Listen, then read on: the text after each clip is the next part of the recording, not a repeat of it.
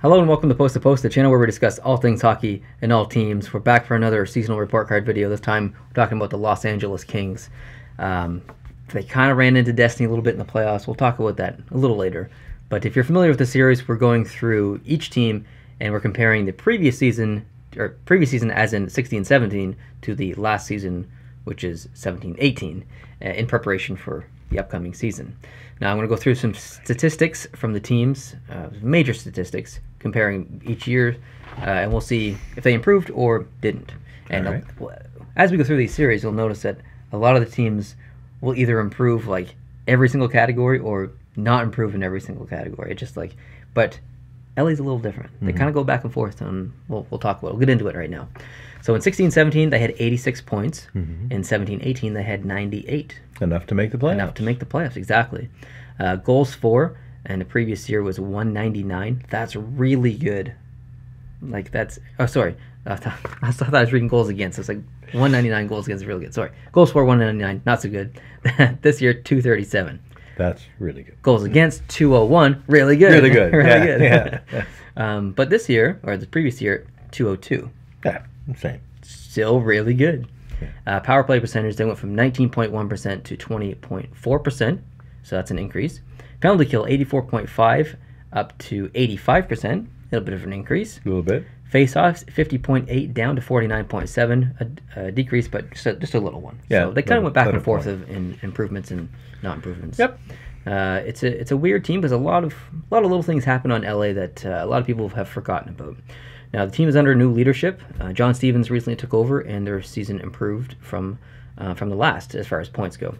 Kopitar went from one of his worst seasons to the best season of his career by a good margin. So that's pretty great to see. Also, Dustin Brown, who has been struggling the past couple of years, we've actually talked about that, had the best season of his career as well. So this is a big year for a lot of Kings players.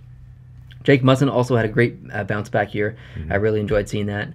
Toffoli seemed a little streaky. Sometimes he was there and putting up points, and sometimes he was completely invisible.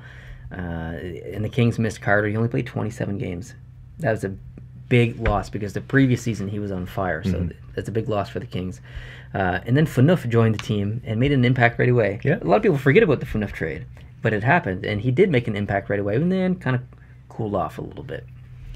Kempe's first full season in the NHL, he got 43 points. I remember watching Canadians, the two games against the Canadians that LA played, and he was treating the Canadians like Spezza used to treat the Canadians. Like he's a Canadians killer. Like Ovechkin always scores against Toronto, or like there's just certain players who play really well against other teams. Yeah. I'm scared of this Kempe kid now when he plays my team, Montreal. So good on them. The Kings only had 4 guys on their team play all 82 games. Really? Only 4. Wow. And 37 players total played at least one game for the Kings this season. That's a lot of turnaround. Man, that's not ever. That's a lot of turnaround. Yep. The Kings had the best penalty kill in the league. They pretty much are one of the best defensive teams in the league. That's thanks to John Stevens, their coach. He's a defense-minded first coach.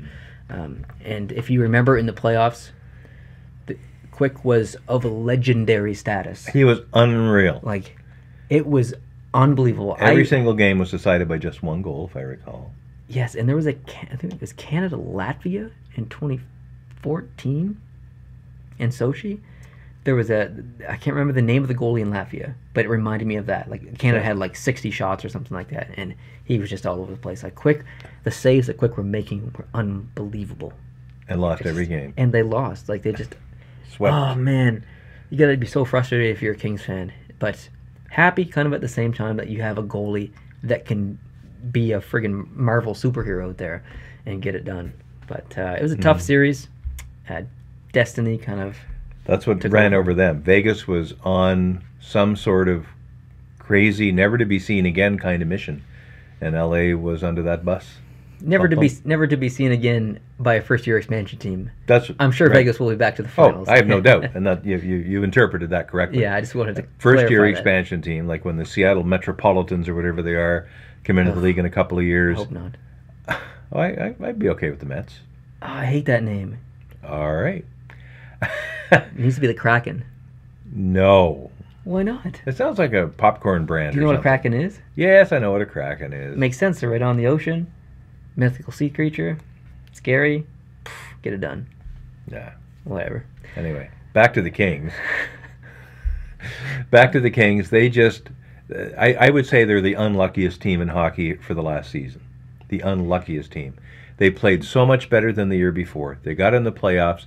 They got what would normally be considered a great matchup. If you told the Kings on day one of the last season that Vegas would get in the playoffs and LA would meet them in the first round, they would probably say, bring it on. Because they would probably presume that if Vegas did get in the playoffs, they'd be squeaking in, and that they'd be a low seed, and that LA must be therefore a high seed. Yeah, and I think you're completely right. And also due to the fact that Vegas played really well defensively in that first round as well. They were one of the best defensive teams also, especially in the playoffs. Yeah. I think if they had have played any other team other than Vegas, I think they would have gotten past. And I'm including the Eastern teams as well. Completely. So it was just with unlucky. Quick and that kind of defense playing the way they were playing, they could beat anybody else. Yeah, I agree.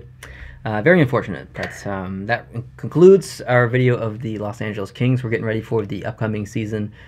So we're going to be making lots of videos, plus other report card videos from teams from the previous season that I haven't done yet. So if you could hit the subscribe button if you're new, that would be awesome. If you like this video, please hit the like button, and we'll see you in the next one. Adios.